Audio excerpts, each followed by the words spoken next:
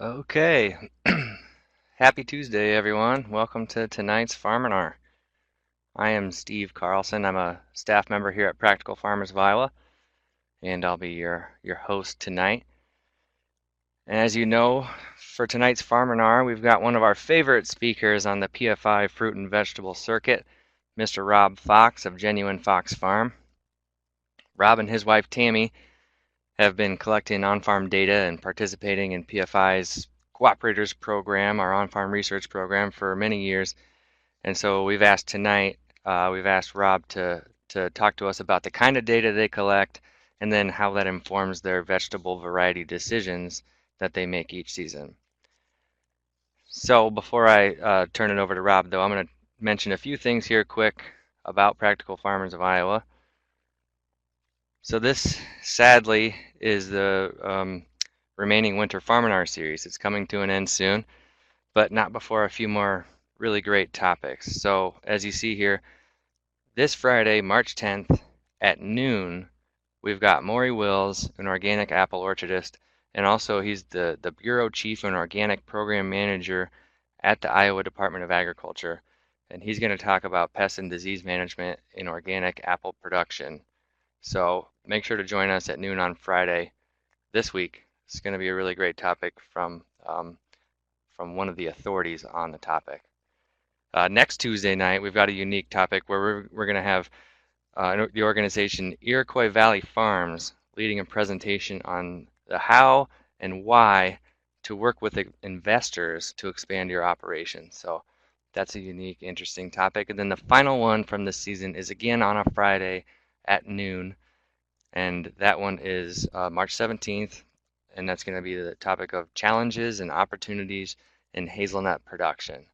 So some really great topics to finish out. If you miss any of these, we do record them like tonight, and so you can find all those in our archive at the link there on your screen. So if you're not familiar with Practical Farmers of Iowa, we have been around for just over 30 years, and we were started by a group of farmers who were interested in improving their profitability, their efficiency, and their stewardship. And today we're still focused on the same kinds of issues that we were in 1985, but our membership now has grown quite a bit with diversity, and we're now made up of farmers from all our enterprises and farms of all sizes and all shapes and from all over the state and outside of Iowa as well. So we're really proud to be a big, diverse tent nowadays. And our mission at Practical Farmers of Iowa is strengthening farms and communities through farmer-led investigation and information sharing. And Rob Faux is one of those examples of someone who has done on-farm investigation, and now tonight's a great example of the information sharing that happens after that. So Rob's going to be sharing the research he's done and hopefully help you inform decisions on your farm as well. Our values at PFI include welcoming everyone, creativity, collaboration, and community, viable farms now and for future generations, and stewardship and ecology. So if you identify with any of our values or our mission statement, we encourage you to join us. We are a member-based organization, and there are several member benefits that you can read about on our website, but most people agree that it's our PFI community that really makes Practical Farmers of Iowa so special. So think about becoming a member and think about tapping into our network today. You can get that information on our website or talk to me or any other staff member or PFI member after this. So here's our event calendar that we've got on the website. Check this out because there are a lot of events happening all over the state. One that's been recently announced that's coming up next week is a fruit and vegetable farmer meetup in Solon, Iowa. That's just north of Iowa City. And you'll find a few other fun and educational things to do if you dig through the calendar on the website, but that's a new one, so I wanted to highlight that for you. So check that out. Also, we recently announced our spring cover crop field days, which start March 28th. Details for these are on our website, so again, be checking there and mark your calendar to join us on a farm near you. All of these spring cover crop field days are, I think, from noon to 3 p.m., and they include lunch, and they're totally free, and they cover a range of cover crop topics. So check those out. Finally, a couple of housekeeping rules. like I said in the chat box there, if you want to stay in touch with us, I just send out a weekly email about the topics that are coming up and any other pop-up webinars that we do. So supply your email address to me and I'll put you on our list. We're not going to bug you too much. And then also it's fun to see where folks are tuning in from. So if you haven't already, please share where you're at. I am in Ames. It looks like we've got some other folks here joining us from Ames, but also Michael from Tennessee. Awesome. So yeah, share where you're tuning in from. It's fun to see that. If you haven't already checked this out, on the very lower left corner of your screen is a poll where you can check how many people are watching from your computer. So mark that appropriate box that gives us kind of a head count on how many people tune into these. So that's helpful for us. Use that poll for us. Also, during the presentation tonight, Rob's going to be talking away. If you've got questions for him and they're relevant to what he's talking about, please type them in there, and Rob will be keeping an eye on that, and he'll respond to your questions. Otherwise, if you have questions that are a little bit off topic or not quite what he's talking about, save those. We do have time at the end of the presentation where we're going to be going over all of those questions at the end. So ask clarifying questions, save your other questions for at the end of the presentation. We'll have those. We'll go through all of those later. And then one last thing, when we're near the end of the Farminar, I'm going to post a link on the screen here for you to take a very short survey about the Farminar. So please take a quick minute after the presentation to give us some feedback and to suggest topics that you want to hear in the future. So be looking for that survey before you log out. We really appreciate feedback. Those help guide our programming, and it's really important for us. So that is my PFI introduction, and I'm going to now pull up Rob Faux's presentation and let the man of the hour take it over. So Rob, when you see your presentation up, it's all you.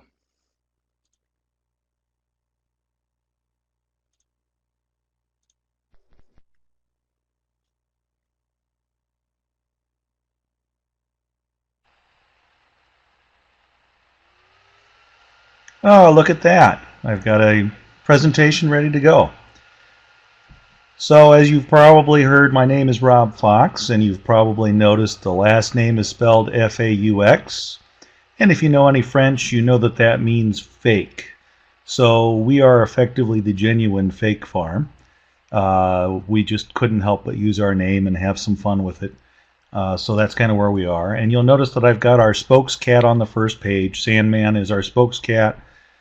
We just can't help it. When you get a picture like that, you've got to use it.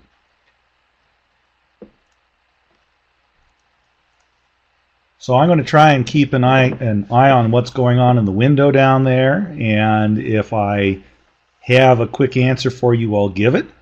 If I don't have a quick answer, I might decide, well, let's move that to the end, or I might have a slide coming up and I'll say, well, let's wait a few for that. And if I don't know the answer, I'll just simply tell you, I don't know, but I might have some suggestions for where to find an answer for you.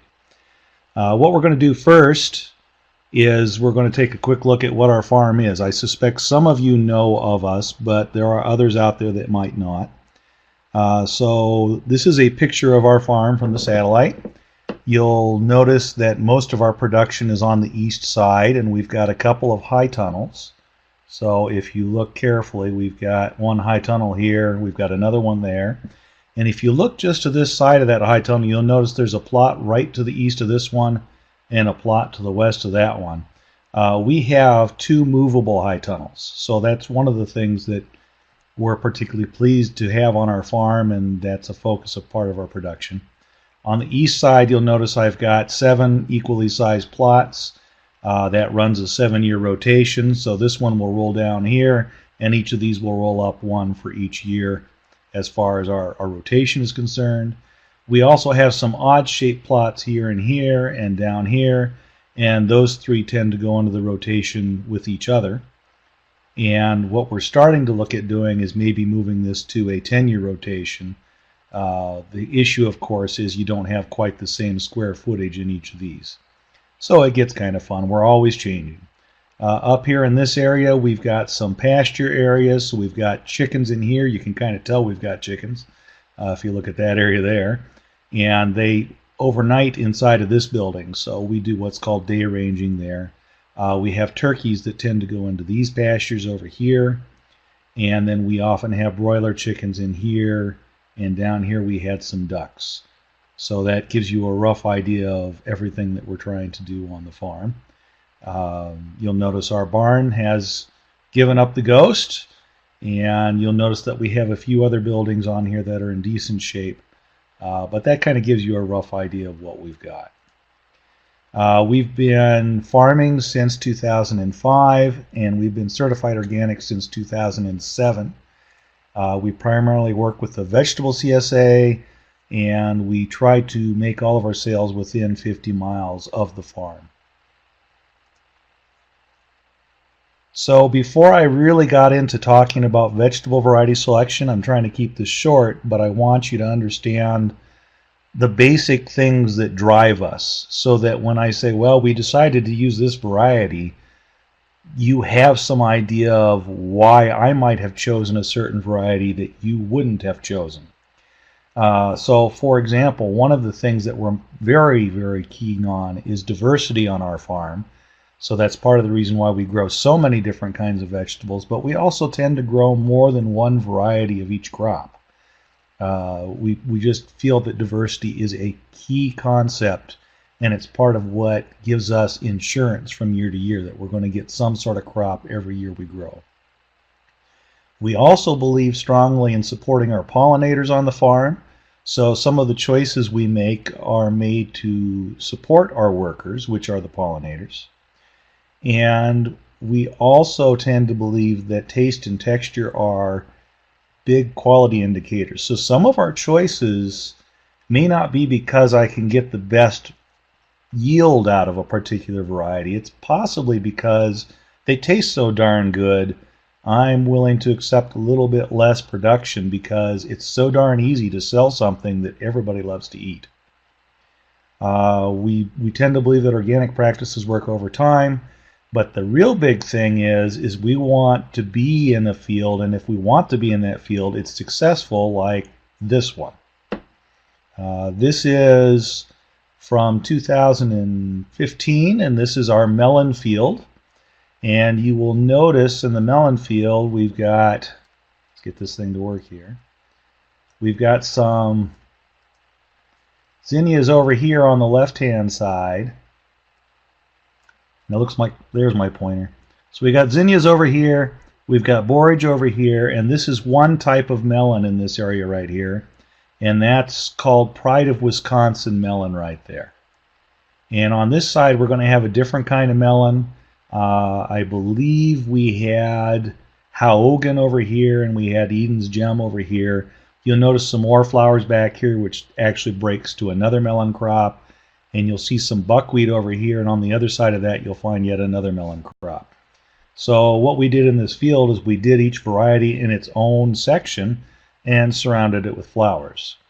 So this is what I would term a successful field. I enjoyed being in this field, and the production numbers that year also supported it being a successful field. So this is just an idea of what some of our farm looks like. A note to all of you, one of the tricks that people who present use is we always show pictures after things are weeded. We do not tend to show pictures when things are at their worst. So please don't think that our farm is always weed free and always looks like this. Actually, Tammy just told me, please believe that all our fields always look like this. They are always weed free, and they always have beautiful flowers and always have high production. But in any event, this is a successful field. So what I'm going to start with here is I'm going to start with the goals we have, or the goals we would want for production. And when we set our goals, then we can find out whether the varieties we've been trying are meeting those goals. So here's what we're going to do. I'm going to talk about them in general. Then I'm going to go over the goals from the perspective of our farm, and I would encourage you to think about your own farm and think about how yours might be different than ours. Because answering these questions kind of help you decide, well, okay, this variety works for me, and this other variety does not. One of the things you are not going to get from me is you are not going to get me to tell you that everybody must grow a certain variety that has worked so well for me, because I am of a strong belief that each farm is different, and even small things can change the production of a particular variety. So I'll give you the recommendations as to what works on my farm, and I might be able to give you recommendations based on what you might tell me about your farm. But in the end, what we can tell you is how you can better assess what they're doing, maybe improve what they're doing, and make choices for yourself. Because I think the worst thing you can do is blindly accept everybody else's recommendations and do nothing on your own to try and figure out what works. So we'll just go from there. So here are some of the concerns I have when I'm thinking about harvest goals. First is I need to figure out what my market is, or markets in plural. If you are selling to a grocery store, that is going to be entirely different than a CSA or a restaurant or any number of places. So you've got to know what the market is, and it will drive some of your variety choices. Your growing practices: are you certified organic? Are you no spray? Or do you use plastic, and do you use various sprays? Are you growing things in a monoculture, an acre of one crop, or are you doing lots of short rows? All these things are going to change what you select. And then, of course, your growing environment is going to be different. Most of Iowa actually has a slightly different growing environment than I do on my farm. So that's something for you to take into consideration as I make suggestions about what we grow. Obviously, yield concerns. Your overall production is, of course, the basic numbers. How much did it produce? But another thing to consider is over what period of time do you get production? So, for example, if you're thinking about garlic, garlic has a very short harvest window. When it's ready, you pull it. On the other hand, if you plant green beans and you're willing to pick them more than once, you can have a fairly wide production window with more than one pick involved. So that's something that you might want to think about. Quality concerns: you're going to have to define for yourself what you think is quality. Does that mean you get uniform sized fruit? If you're selling to a grocery store, they may want everything to be the same size and the same shape, so that may be important to you. How important is taste? Maybe storability is more important. So you've got to decide what you're aiming for, and that will drive some of your choices. So let's run through those very same things with our farm, and that will hopefully help you understand where I'm coming from. So we are primarily a CSA farm, although we're starting to look at more sales to small grocery and other direct sales, either direct to consumer or to a local school or to a preschool. We've got a few options along those lines, but the biggest driver for us is the CSA still. Growing practices: as I said, we're certified organic, so we're going to have some specific practices we're going to need to follow. We have decided to be a no spray operation, and I make that very clear here because certified organic does not mean that you spray nothing. There are sprays that you can use, herbicides and pesticides, if you are certified organic. The list is just short, and none of them are synthetics. We've decided to go no spray. We also do what's called intercropping, and we are fairly intensive with our intercropping. We do a lot of vegetables intermixed, typically between beds, but sometimes in the same bed. We've decided not to use plastic, although we might use paper mulch depending on the situation. We tend to prefer open pollinated varieties, but that does not mean we don't grow some hybrids. So you're going to get some of those from us. And then we generally don't store things for terribly long. Usually we harvest things and they go to customer pretty darn quick. And that's actually an important thing, because if we're not doing a lot of storage, Then I might want a flat harvest window, and we'll talk about that for a while, instead of a very high peak harvest window where you might harvest, say, all of your cabbage at once and then store a number of them and then distribute them over a period of weeks. In our case, we tend to pick what we need and distribute them right away.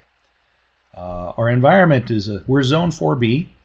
We tend to have heavier and wetter soil on flat ground. So when it rains here, the rain doesn't go anywhere. So if it rains a lot, the rain still doesn't go anywhere. So we can have periods of time where excessive rain is actually the worst thing that can happen to us. So that kind of gives you an idea of what we look like. Now for the rest of you, you might want to, most of you are probably in zone 5A, possibly zone 5B. So there's going to be some potential differences there. So since I mentioned weather, I wanted to point out first and last freeze dates, the averages. And you'll notice that we are located right about there.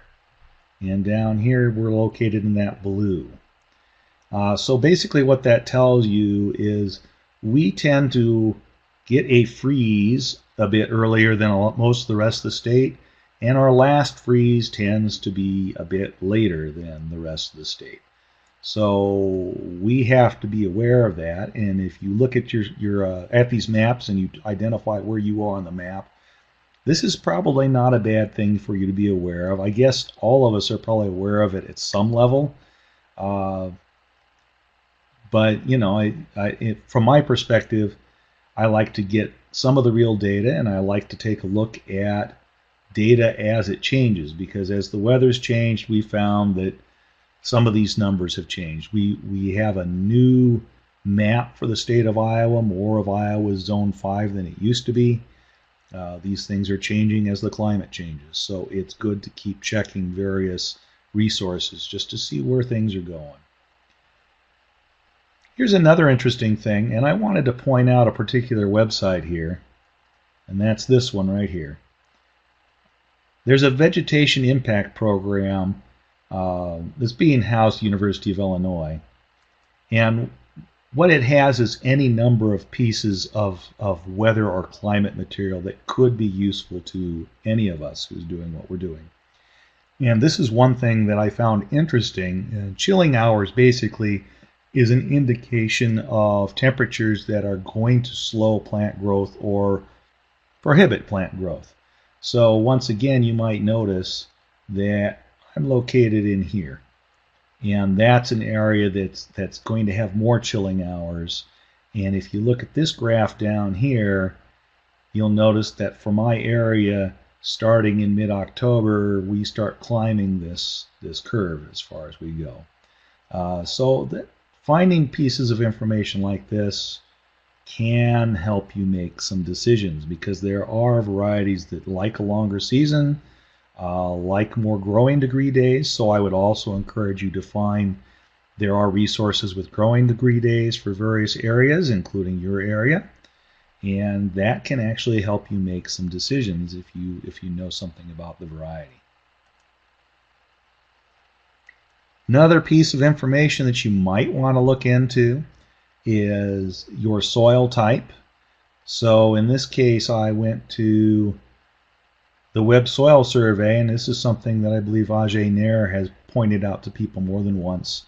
And I went and I highlighted the area that was our farm, and you'll notice that most of the farm is supposed to be soil type 471. That's Oren loam. And then these sections over here are supposed to be Tripoli clay loam. And when you get to something as small as our 15-acre farm, these soil maps don't necessarily have as much accuracy as you might like, because I can tell you that pretty much this area right here comes up and through here. And I can tell you that because I know that the soil in this area acts very differently than the soil in the rest of this area down here. You definitely can see how the clay comes into play in this area up in here. So that's something to consider too.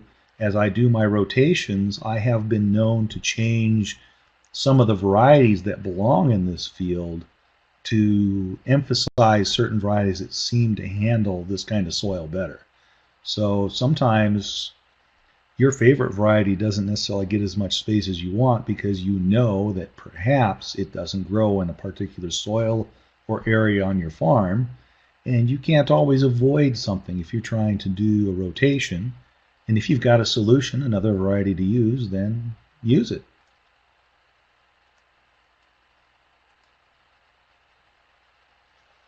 So here are our yield goals. We basically start our yield goals by saying, okay, what is our CSA going to need? And that sets a minimum. I need this to meet my contract with the people in my CSA. If I have other crops that I have a potential market for, then I might add to that minimum and say, okay, I have been able to sell X amount of tomatoes every year beyond our minimum need. We'll add that on and expect to have that many tomatoes. And then, of course, if I have any contracts with the small grocery or with the daycare, then I will also add that. And the other number I'll come up with are maximums. If I'm pretty sure that I don't have any more market for kale than pretty much what my CSA will take, and in fact that's the case for our area, I don't have a place to sell excess kale. So I want to grow as much kale as my CSA needs without making them unhappy with too much kale. But there's really no reason for me to get crazy with kale because I don't have a place to sell it. So I will set a maximum in that case that's pretty much the same as the minimum plus a percentage. And that percentage is if we have a bumper crop year, people get a little more kale. Usually I want longer harvest windows. So if I can produce carrots for a longer period of the year, for a longer period of CSA distributions, people tend to be happy if carrots show up every couple or every 3 weeks in the CSA. So I want to plan for a long harvest window. So that also means I tend to want flat harvest curves. I don't want to have everything coming in 1 week and I've got all of these carrots and no place for them to go. Now the nice thing about carrots, of course, you all know this, you could store them. So maybe that's not the best example, but if we talk about green beans, they don't store as well, or lettuce, and so maybe having those flatter harvest curves, those would be good examples.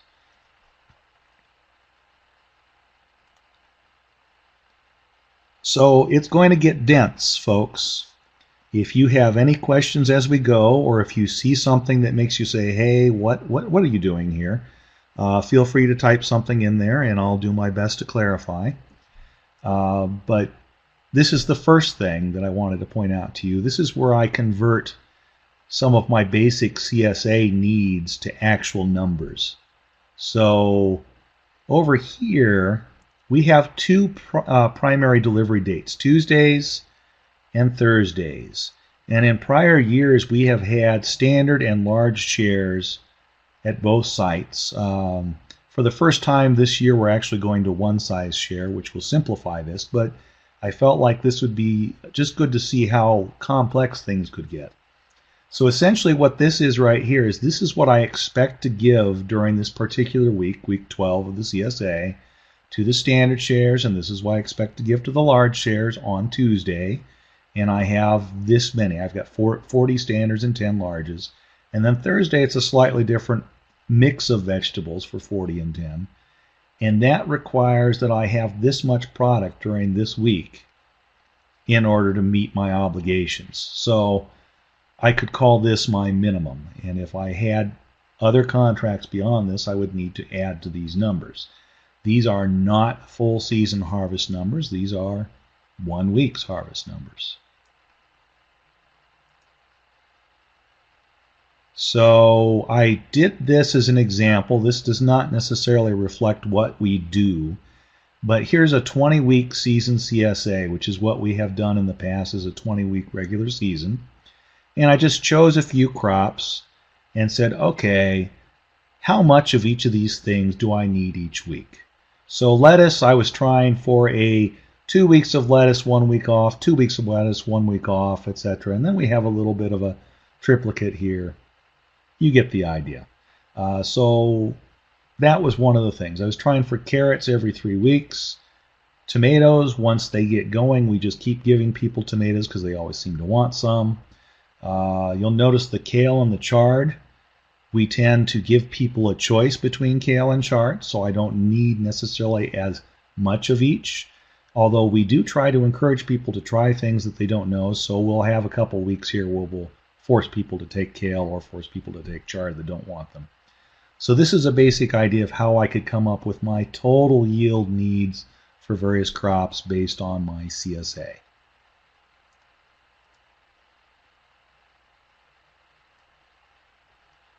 So here's an example of, I was talking about a peak harvest window or a harvest window. These are 2 years of green beans on our farm as far as the production is concerned. If you look at the 2014 green beans, you'll notice that it tends to peak pretty high and then it pretty much flattens out and is gone. And you'll notice in 2015 we made some adjustments. The peaks aren't nearly as high, maybe 20-25 pound difference. But you'll also notice that I've got a little bit more harvest in this range right here, and then I actually managed with a late harvest to get a little bit more on this end as well. This is what I like for the CSA, is I like to have a longer, flatter curve of production.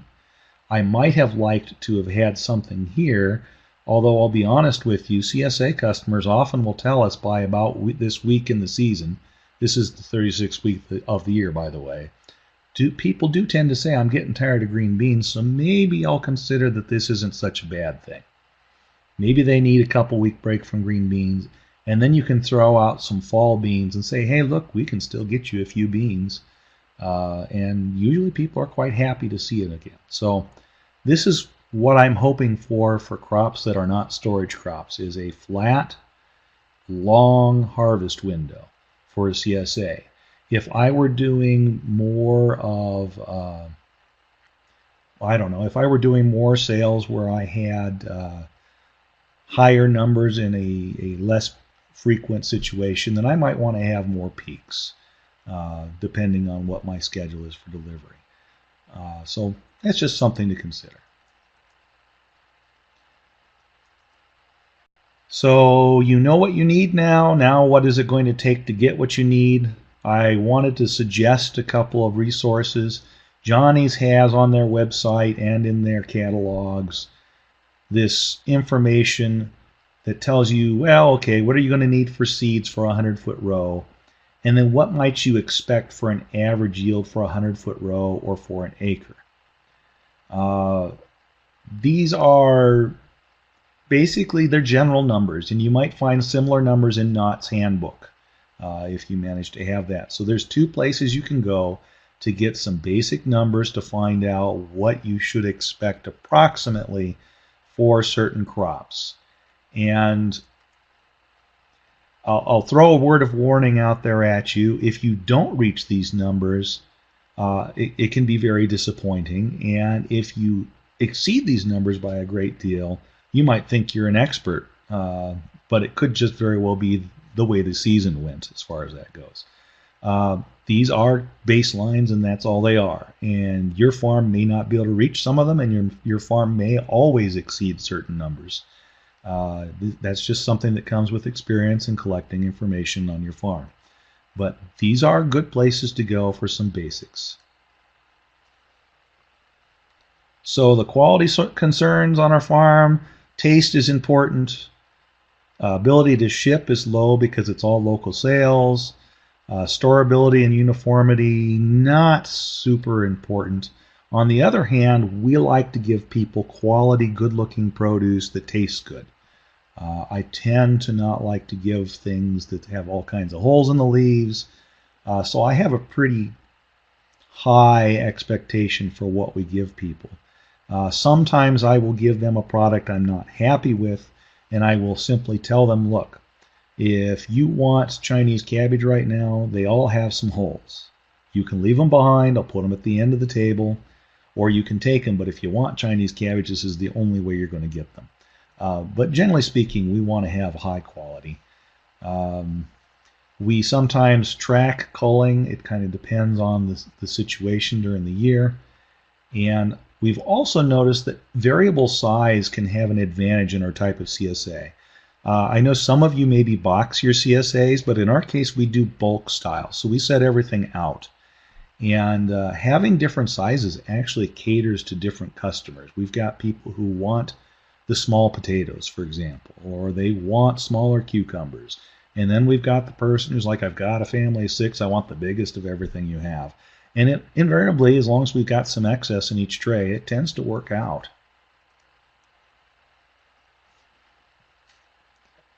So here's where it starts getting dense, people. There's lots of numbers here.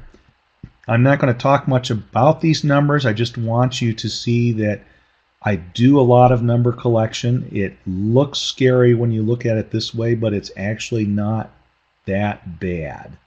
But what I do want to point out are a couple things I just learned from these numbers right here. These 3 rows are high tunnel productions for jade green beans. And our row foot production, these are pounds per row foot, for 3 years in a row are well over 2.5 pounds per row foot. On the other hand, if you look at some of our field green beans here, you'll notice jade ran at 3/4 of a pound one year, almost a pound another year, and then we kind of had an aberration here that I can talk about at some other point in time. But you can kind of see that in the high tunnel, we're getting some pretty serious increase in production, and I've got this over a period of 3 years, so it's not like I had one good year and there we go.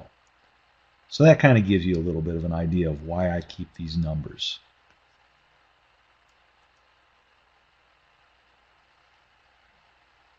All right, so if you want to pay attention, this is the time to do it, because this is where I tell you all the things we try to collect during the year. So I'm going to start up here with harvest data points. We obviously have a pick date. The week number is something I fill in later, but we keep track of our field and, if necessary, the better row. Now in this particular field, there was only one row that had these things in it, so I just didn't bother with typing it in.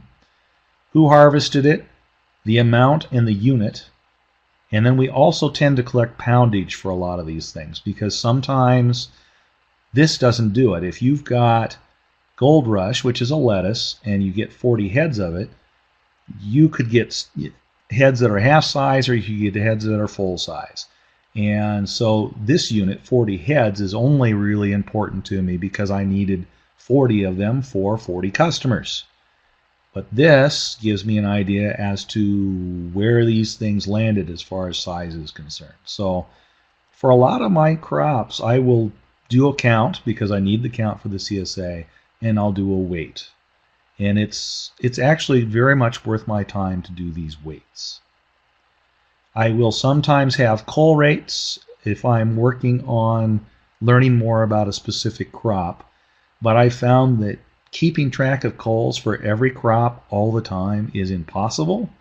You have enough to do, but if you're looking specifically at a crop where you're really assessing it strongly, and I typically try to grab 2 crops each year and we look at them more carefully, then I will have a record of culls, and I will keep culls in the simplest way I can, either a weight or a count.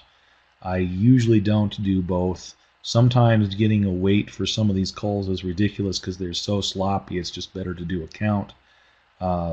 It depends on the crop. I keep field planting data. So the date that I planted, the field, the bed or beds, the number of plants I might put in there if it's transplanting, the number of row feet, the number of rows. So you notice I've got 35 feet in 3 rows, beds 14 through 16. So that's going to be 36 times 3, so that's going to be, what, 108 plants. And I got my spacing here, who planted them, what variety it is, that I transplanted it. So the germination rate and germination date don't really apply to these because they were transplants. So this is something I sometimes keep track of, is germination rate and germination date. But usually what happens with those is it's more of a note. This is roughly what I saw. All of this data does, in fact, as Steve asked, this data does come from Excel. I do use Excel extensively. And what's neat about this, folks, is if you even know the basics on Excel, this is exactly how I enter it in Excel. So I actually have sheets that are blanks. They have these headings on the top, and then they have columns and rows that I can handwrite into them in the field if I want to. If I don't have a computer that I want to take out to the field with me, I can put it on paper, and then I can enter them the same way I write them on the paper. I can enter them into Excel. And if you enter them just as row after row for each line item, you can do all sorts of things later on when the season's over and do all kinds of analysis. And it doesn't require that you be an expert for Excel. It may feel like it if you're a little nervous about math or a little nervous about Excel, but I suspect that if I met you for 15 minutes somewhere, I could probably get you to the point where you could do a vast majority of these things fairly quickly.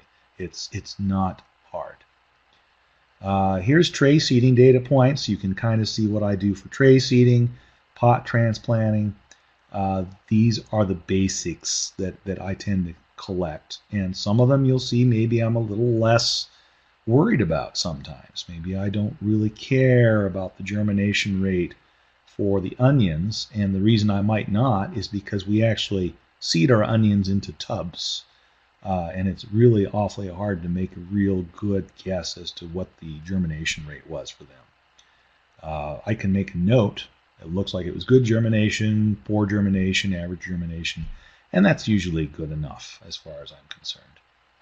Is there anything here that people see that you're not sure about?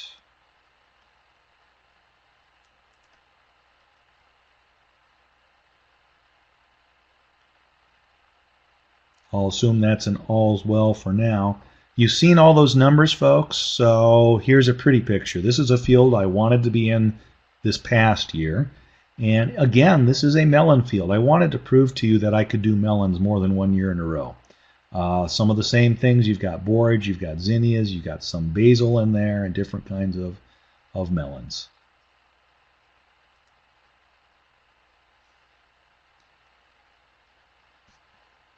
So here's a real basic thing that you can do. If you enter your data into Excel the way I was showing you in the prior page, you can do something called a pivot table, and the pivot table will allow you to do very basic or even more complex information.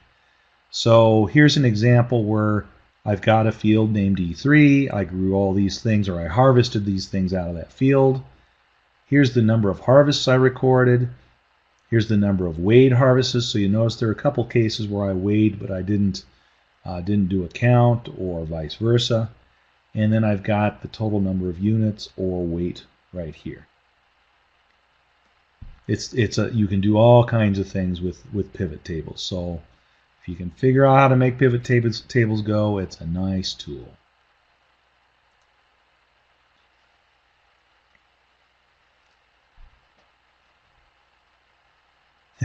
And Michael says he likes pivot tables. Michael, you're my friend. Good deal.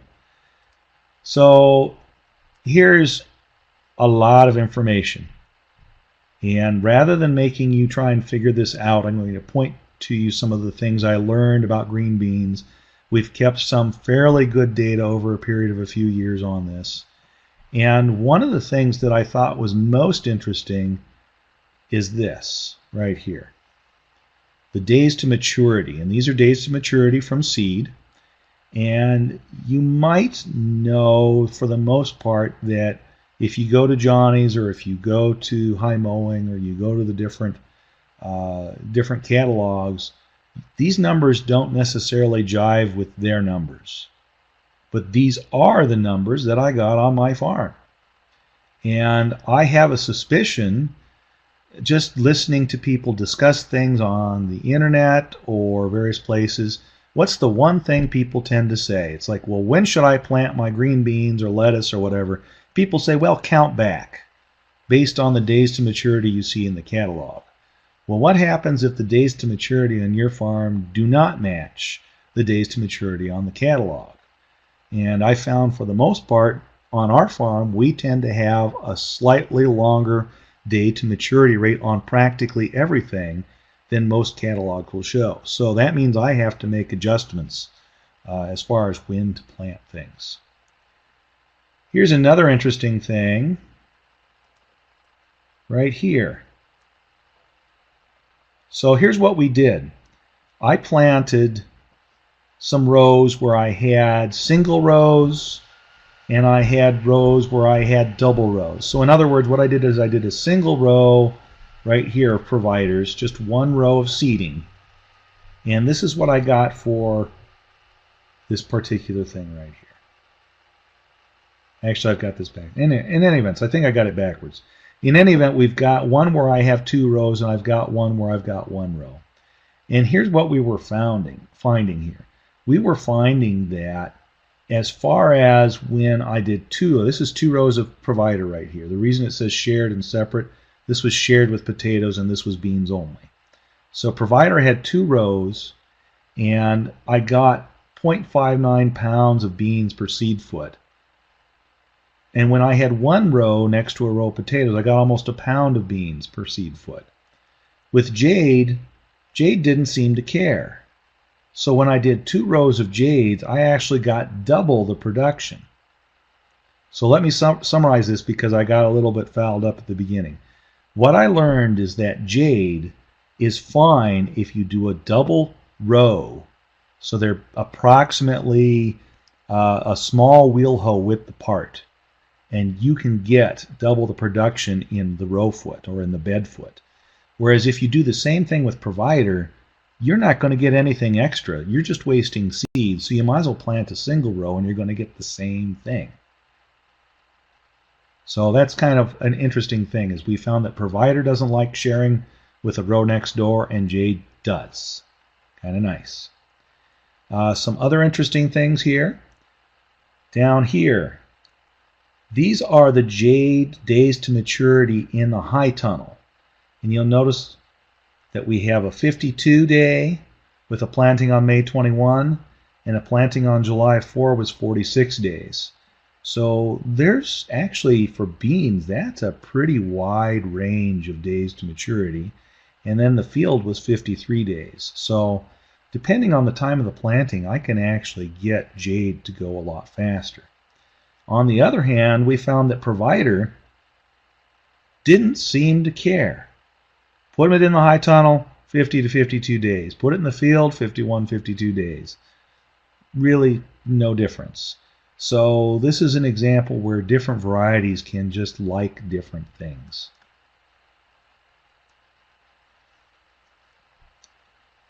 So this is a hooray for us chart.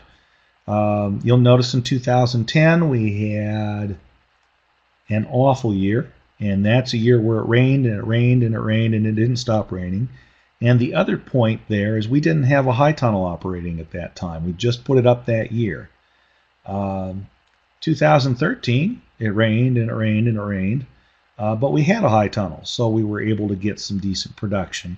And what that did is that's making us much more consistent with our production from year to year, which is one of our goals. We want to be able to get what we need each year, regardless of the weather.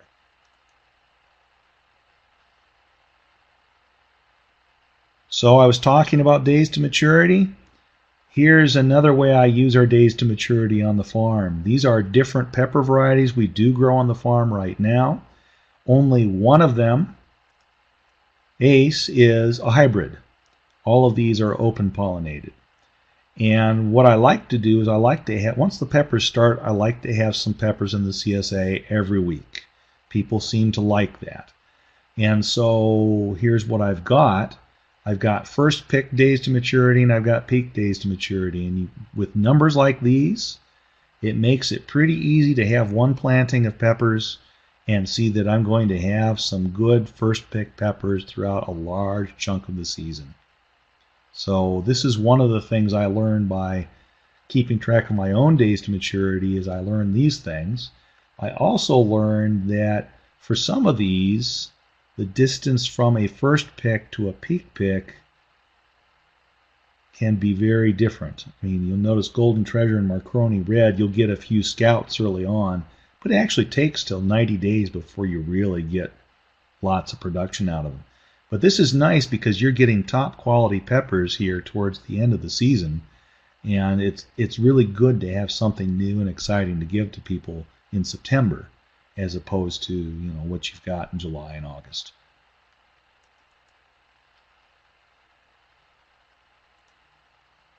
Look at this. We got lots more data here. So here's our broccoli harvest, and you can kind of get an idea here of what it looks like. This would be our main head production, and then this would be our side shoot production. And we'll see how it kind of cycles there. Once again, here's our days to maturity. So this is our first harvest days to maturity here. This is our peak harvest days to maturity here. And here's Johnny's days to maturity right here. Once again, you see a couple of these first harvest numbers are relatively close to Johnny's numbers.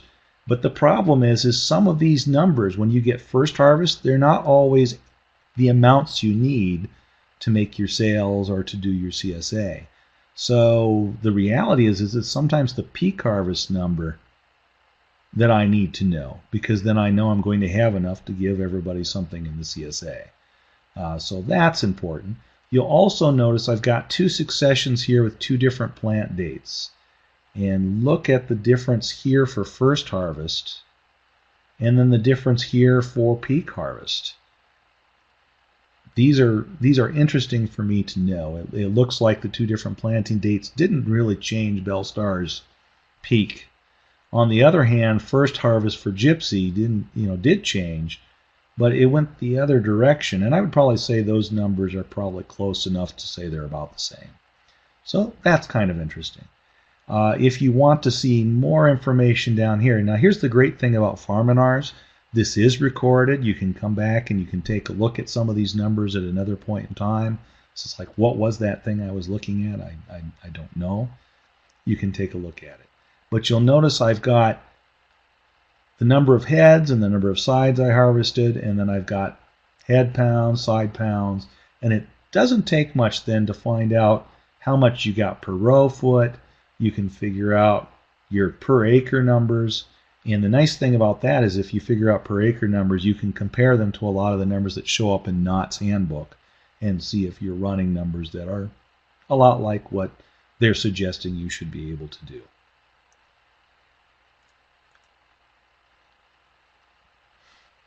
Here's an example with summer squash where we're flattening the harvest window with succession planting. This is a very basic chart. It doesn't give you a whole lot of detail, but early on I was just looking at, well, how can I spread them out through the months as far as I'm concerned? And you'll see that I had varying success. 2010 was very wet in the spring, so that would explain why I didn't have much here. And I probably overreacted with what I needed to plant for the latter part of the year, and I ended up with an awful lot more late in the year that particular season. But I was trying for how long can I manage to extend this season. And here's a pretty picture. We've got garlic, we've got paper mulch down with summer squash and zucchini planted into it. And notice all the fields are clean, perfectly weeded, and the rows are straight.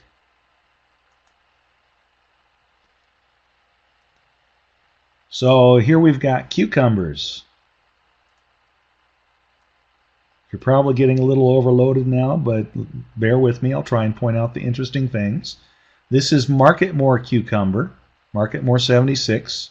Johnny's estimate is 48 days to maturity from transplant. And you'll notice with my May 23 planting, it was 59. My June 4 planting was 51, which is fairly close to the 48. But this is not a huge difference, May 23 and June 4 in number of days. But look at the change. And the issue here is I wanted to flatten my production curve. And if they change 8 days for days to maturity, and I've done, what, 12-day difference between plantings, then that's really only potentially a 4-day difference between the two. So I need to spread these two apart potentially. Now the numbers cease down here, and this is just a full disclosure situation. We don't always get everything done on our farm. We did not manage to get the drip tape down before these things started to vine, and then it started getting dry, so they died. It's just the way it is sometimes. The good news is this year, this succession ended up taking off when this one ended, and we were able to continue with our harvest. So it ended up not being a problem, and this did not end up being a problem, so we were fine.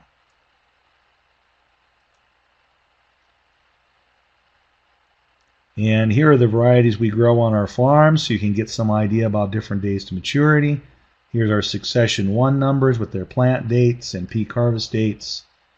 And you'll notice we've got a couple of things here. We've got the 2015 harvest. It's got a pretty high spike here. And then 2013, you'll notice we actually were harvesting all the way into early October. This is what happens when we actually get a nice late fall with no freeze or frost. We can actually pick some decent cucumbers pretty late into the year. We weren't so lucky in 2015, as you can see. And this might also be partly because the farmers were tired of picking cucumbers that year. Sometimes that happens. I don't know why, but they occasionally get tired.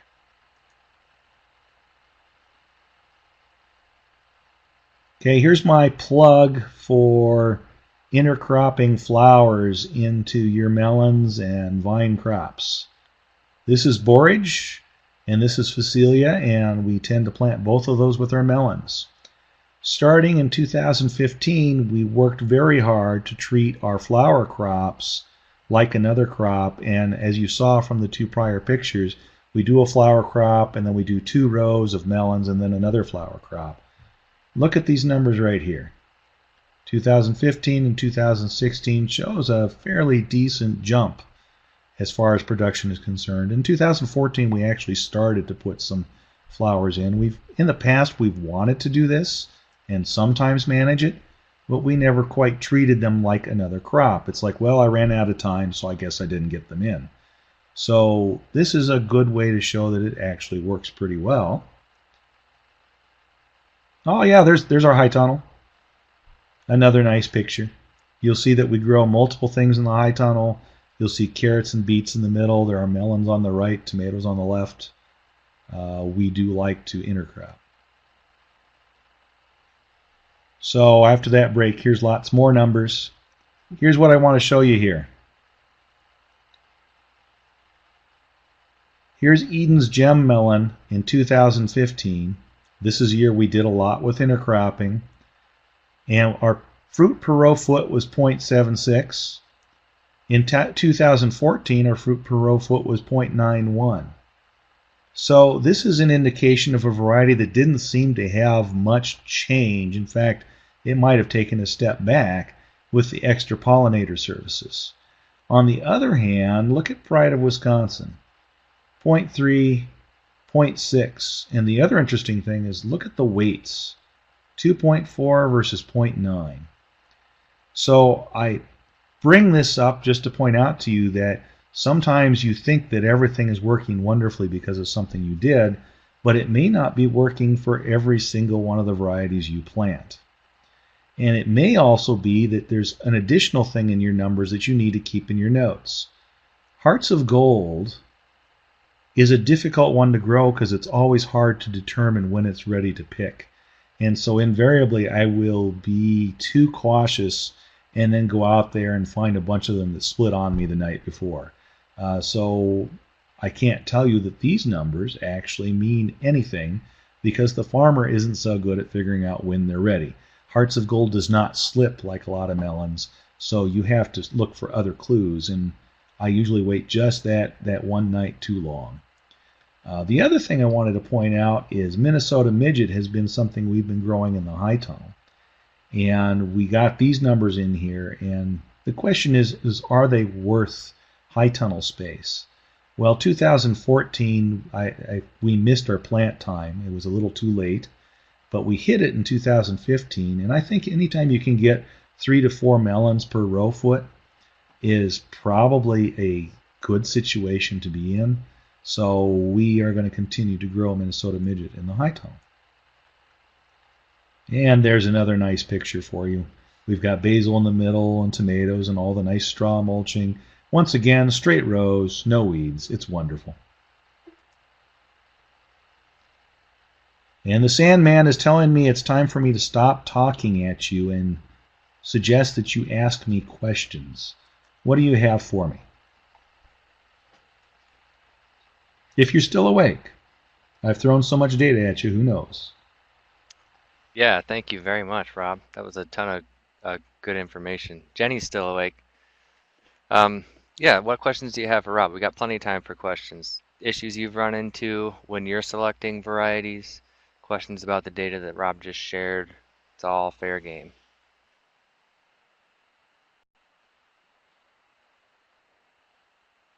All right, so I see a good question about preventing flowers from going to seed and becoming weeds the next year. Well, in answer to your question, I'm not really worried about it because most of those flowers, borage, will readily seed. They're so darn easy to kill, they're not a problem. Zinnias typically will throw a few volunteers, but not enough to really cause problems. Phacelia, I have had very little issues with that. Yeah, most of the flowers, I don't have too much trouble with what comes back, so I don't worry about it.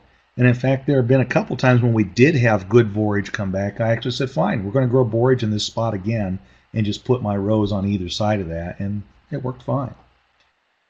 So Kathy's asking customer feedback on varieties they like best and put it into the Excel analysis. That's a really good idea, Kathy. Typically, with our CSA customers, feedback is sporadic. I mean, you can get it, but it's never so much that I'm willing to put it in the Excel spreadsheet other than as a note. So I might put it as a note to the side of a particular section that I'm working with a variety that customer feedback was good. The exception to that is if you actually do a survey, and then you can make a very temporary Excel spreadsheet for that. But generally speaking, we can't seem to get people to give us feedback enough to require an Excel spreadsheet.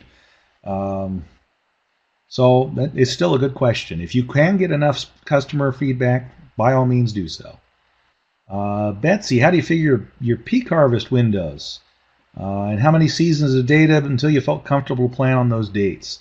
Okay, I'll answer the second question first. The number of seasons of data until I feel comfortable depends a lot on the crop and how far different the numbers were. For the green beans, it only took 2 years because the numbers were just smack on the same as the prior year. And since that time, it's been pretty much the same every year since. For broccoli, it took about 3 years because they tended to move dependent on how many growing degree days we had. So 3 to 4 years. I would say an average of 3 is probably about right. And then as far as peak harvest is concerned, I consider peak harvest when I'm actually hitting the numbers I need for the CSA. But you'll probably figure it out fairly easy too, because you know how this goes. You'll get like 3 heads of broccoli 1 week, and then the next week you'll get 40. It's pretty clear you're hitting the peak at that time. And if you keep just a couple farm notes for yourself, you'll be able to figure out just by your own observations where the peak is. Don't make it too much of a science. Use your abilities of observation, and I think you'll be able to do it. And it changes depending on the variety too, and on the crop. So broccoli is one thing, beans are another. But I typically that's how we figure it out. So it's not a huge science. It's mostly your experience and observation. So Kathy's asking about live animals intermingled with the crops, chickens in the produce fields. That's a good question, Kathy. For food safety concerns and regulations, we don't let our chickens, our turkeys, our ducks into the fields. As a matter of fact, the few times that we've had a couple birds get out, it's actually been more disastrous than anything because chickens do like tomatoes, for example, and they'll take one bite out of every tomato. And you'll reach down for a tomato saying that looks perfect. You'll pick it and you'll find this little wedge out of it where a chicken took one bite out of it.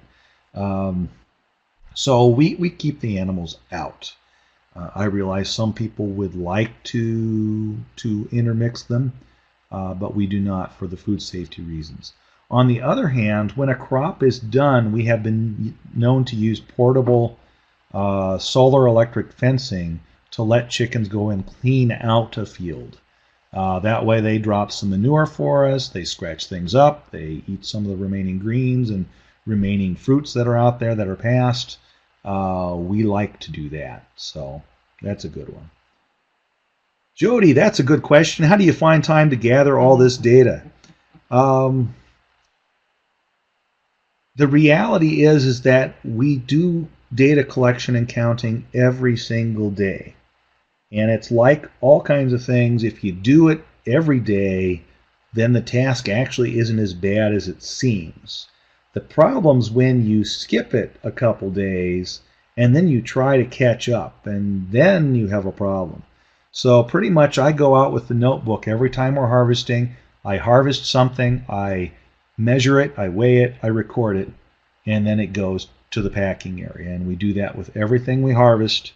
Every time we put things into seed trays, we write down the day we're seeding it, what we're seeding, what's the seed packet date.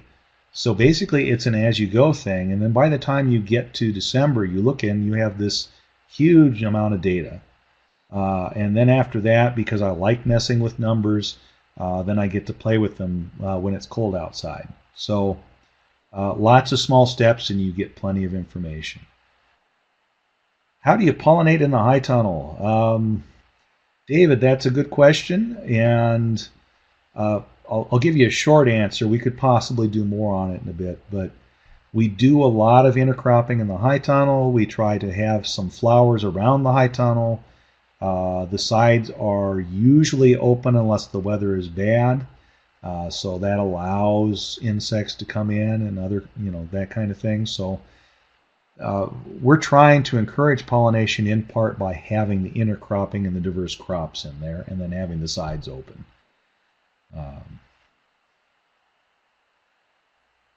All right, so Jenny's asking, how do you get your data out of the field pack house and into the spreadsheets? Jenny, pretty much we have three-ring binders with forms that pretty much look just like the spreadsheet I'm going to enter them into. And we use a pen and enter them in either in the pack house or the field, wherever the work is being done. And then you can bring it in, and pretty much every evening I like to enter the stuff in evening by evening. A few years ago I said, I can wait until the end of the year and enter it all, and that was horrible. So it's much better to just say I'm going to spend a little bit of time either in the evening or very early in the morning and enter what happened either the previous day or during the day. And that actually works out pretty nice. I have not gotten to the point of bringing the computer out to the field to enter, partly because I know what happens to technological devices in the field. It's pretty easy to drop things. It's pretty easy to break things. Screens are hard to see in the sun. I guess I would rather lose one day's worth of data if it got wet on paper or blew away than lose my whole computer. So that's pretty much how we do it, Jenny. All right, what do I do for soil fertility? Short answer for that, we do put chickens in some of the fields to drop manure, and we also compost weeds and bedding from the poultry rooms, and that compost gets put on either very, very early in the spring or late in the fall. So those are our two primary soil fertility things. We have used sustain for some crops if we feel like the transplants we put in the ground need a boost.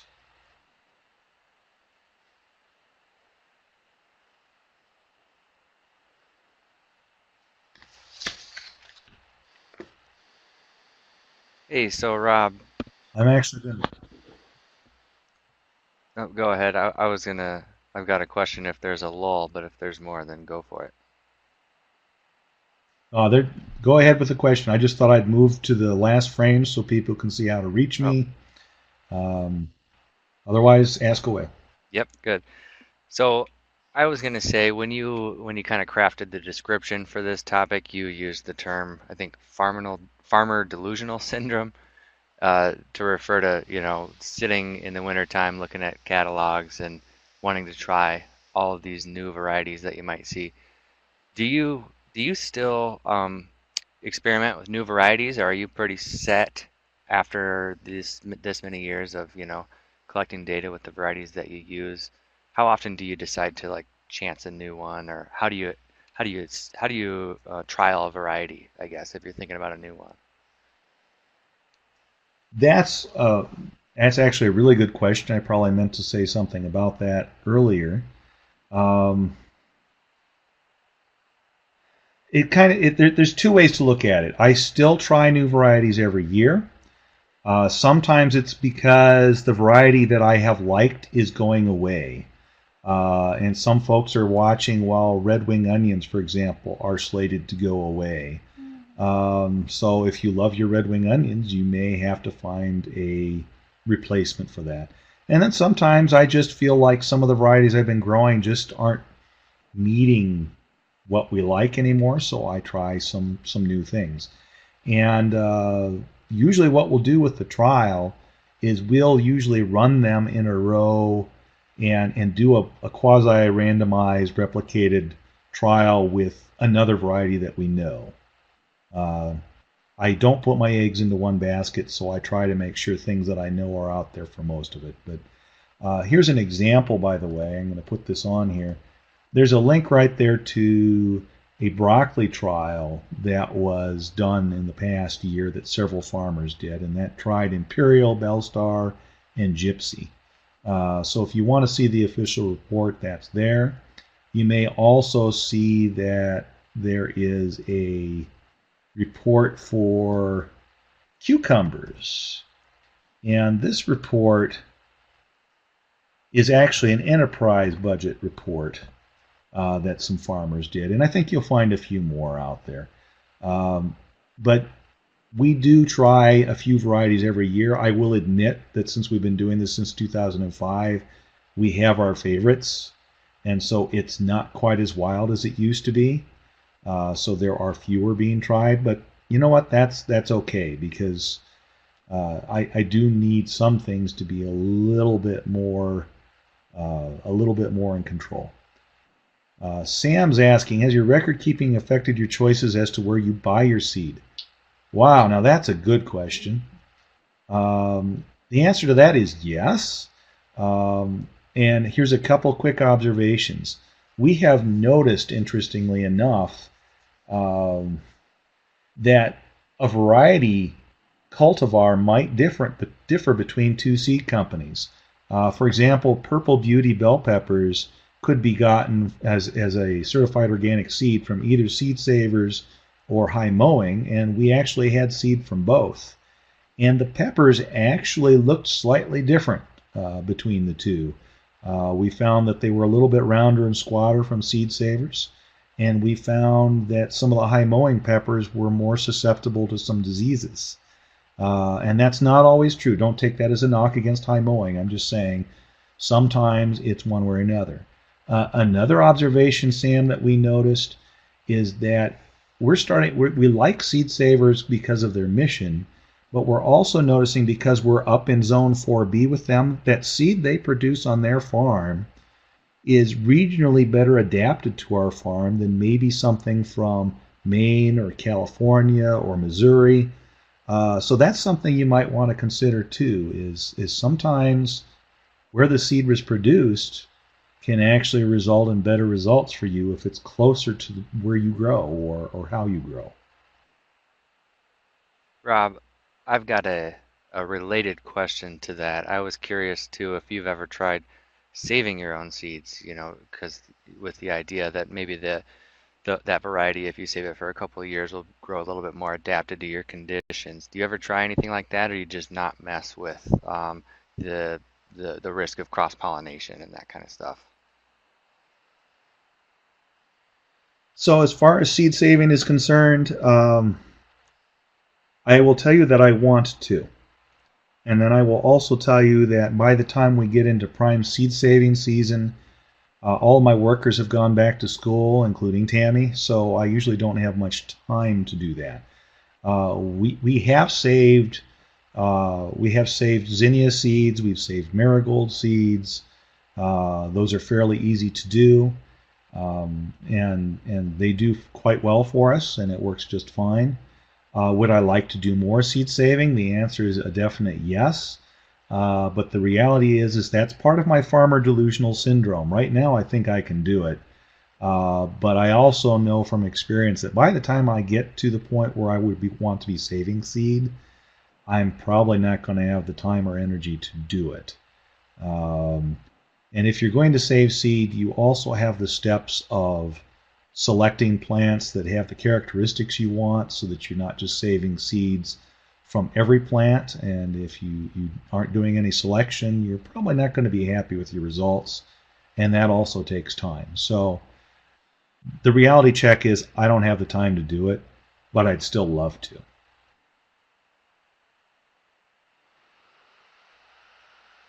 Yeah, that's what I thought. A lot of commercial growers just struggle to find the time to do that. It's a tough balance.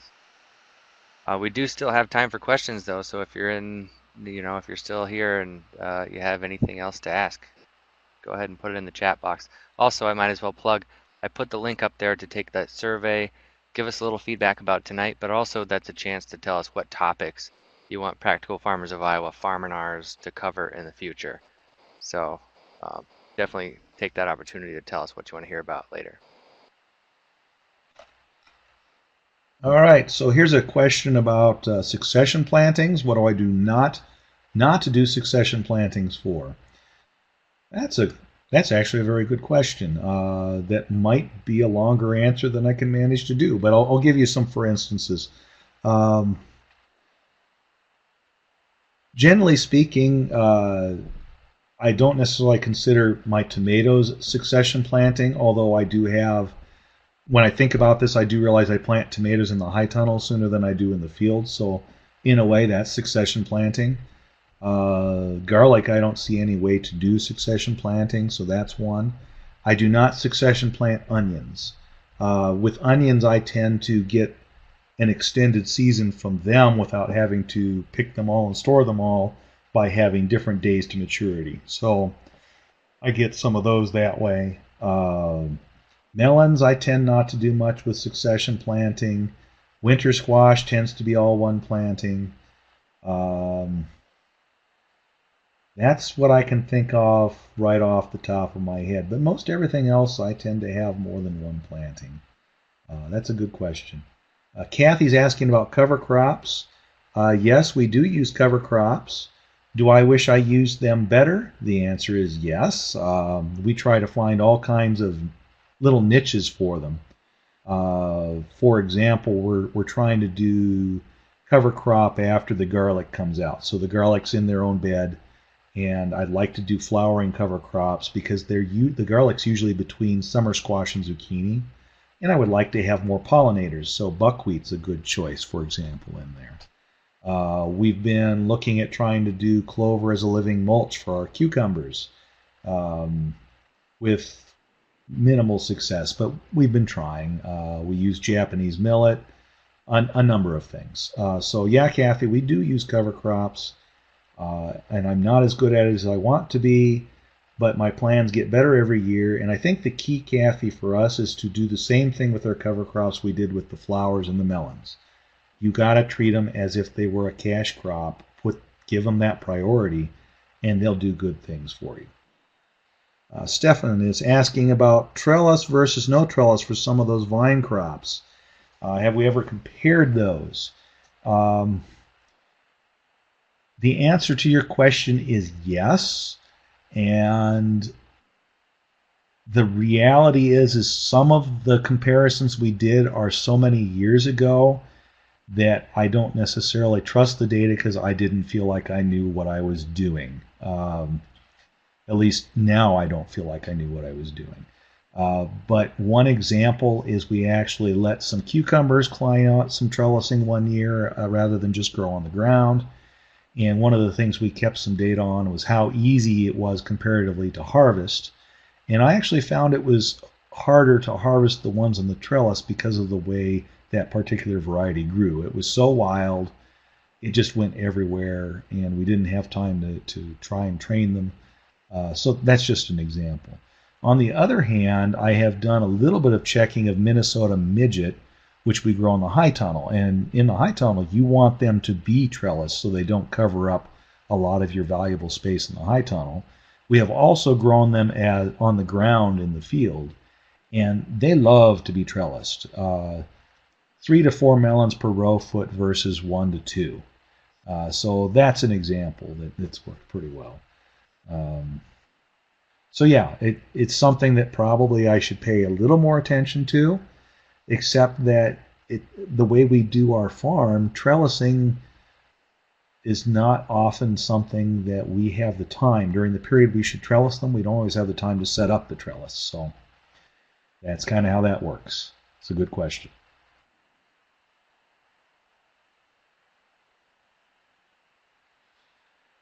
We've got a link to Xerxes. Let me give you all a big plug for Xerxes. If you want to learn more about pollinators, go to that website. You will learn a lot. I have high regard for the Xerxes, so go look.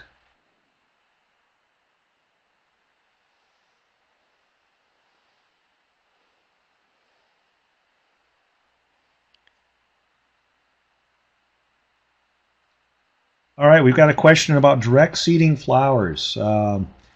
The answer to that is yes and no. You probably know by now that most answers are it depends. I will tell you that borage and Phacelia are excellent direct seeded flowers. There's really no reason to transplant those in. They germinate quickly, seed them heavily, away they go. Zinnias, we tend to seed them a little heavier than you might think, and they do great. They do just fine. And marigolds seem to do pretty well as a direct seeded crop. On the other hand, we haven't had as much luck with nasturtiums. They're just a little too slow, so we tend to transplant those. So yeah, it kind of depends on the particular one. You can transplant, by the way, zinnias and marigolds if you want. We just haven't had a whole lot of problem with seeding them. Calendula works pretty good as a transplant. Just trying to think of a few others. Maybe I'll think of them as I go, and I'll move on to Kathy's question. The second flower after borage. I'm going to type the name here. So the name is Phacelia. You might know it as Bee's Friend. There are actually Albert Lee seed companies actually selling Phacelia as a cover crop, or at least they were last year. I don't know if they're continuing with it. Seed Savers has Phacelia under the name Bee's Friend, and you may find a few other more common names in other catalogs for Phacelia. It's a wonderful pollinator attractor for the small bees. The very small bees just think it's great. All right, we've got a question on thoughts on growing vegetables with cover crop mulch. So as a clarification, are you talking about growing a cover crop and killing it and leaving it as mulch, or a living mulch? Which one are you looking at here? Okay, both. See, once again, it depends comes back, and both comes back. As far as killing a cover crop and using it for growing vegetables, I know that Mark Quee at Scattergood Farm's done a few things with that, so he wouldn't be a bad person to get a hold of if you're curious about that. As far as living mulch, we've been trying a few things, in particular with New Zealand white clover,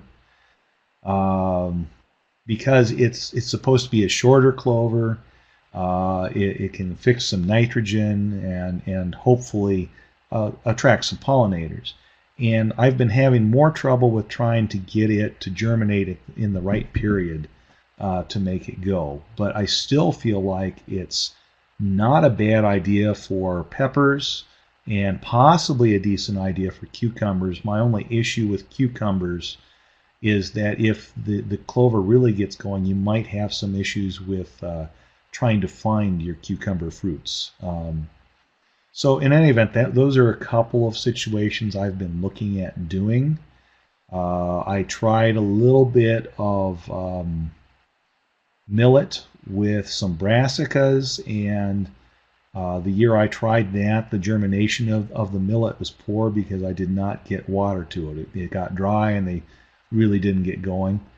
So that's an area I'd like to work on more. That's a really good question, and I love to see some of us in PFI try some of these things more. Stefan points out the mustard seed farm with their trials with squash seeded into cover crop. I remember that too. So both of those, both Mark and mustard seed farm would be a good choice. What are my favorite tools? That's not variety selection. Am I allowed to cover that one, Steve? Yeah, I'll talk about a couple. sure, go for it. Yeah, you We've bet. got about 5 minutes here, Yeah, so whatever we want to use it for. yeah, no worries. Um, I do like our Glazer wheel hoe. Now this is like all tools. I'll tell you how wonderful it is, but you have to remember I've gotten used to it and how to work with it and make it very efficient. So I would say for weed control, the wheel hoe is my absolute favorite as far as that concerned. But if you want to talk about a bigger tool that I'm very happy with, we got the Williams toolbar for our Category 1 tractor, and it's for an approximately 5-foot bed. And that Williams toolbar is essentially a springtime harrow, and we got some additional squash knives on it, among other things. And once we got that Williams toolbar, weeds in our onions became a far smaller problem than they used to be, and our onion harvest has become much more consistent since we got that Williams toolbar. So if you're looking at doing stuff with tractor cultivation and you have money to get one tool and it's going to be about a $3,000 purchase, but it paid for itself pretty darn quickly. So that's a pretty nice tool. I do like the double-bladed lettuce knife that Johnny's has for harvesting a lot of the crops like the broccoli, the lettuce. So that's one I like. Do I plant any flowers to attract parasitic bugs?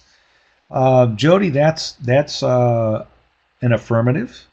The questions are which ones. In general, I'm trying to provide as much habitat as possible. So, for example, I've noticed borage does provide habitat for all kinds of bugs. But another thing that I've started doing, and Andy Dunham of Grinnell Heritage Farm has done more with this, he's planted beetle banks, and I've been trying to do more with some perennial clump grasses myself to attract ground beetles, to provide them with some habitat for ground beetles.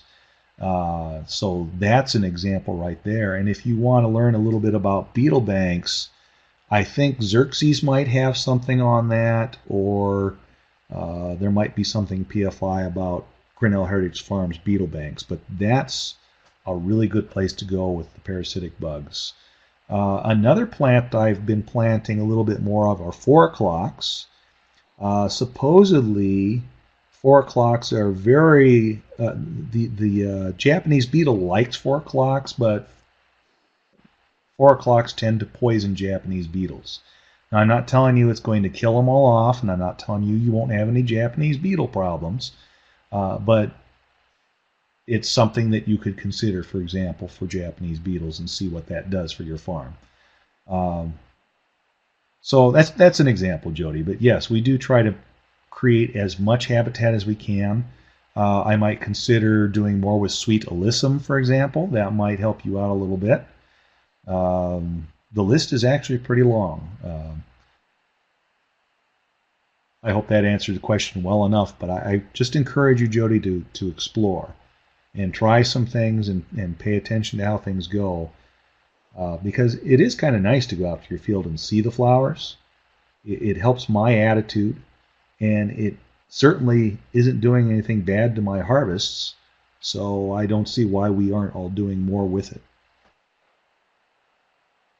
So it looks like our chat box has calmed down right at our mark that we should be wrapping things up. So I think this is a good time to finish up. So I'll say real quick, huge thank you to Rob for taking the time to put this presentation together. Rob, this was a ton of information, and like you said, we do have this recorded, so you can come back and look at this anytime. We'll have it up in a couple days on our website.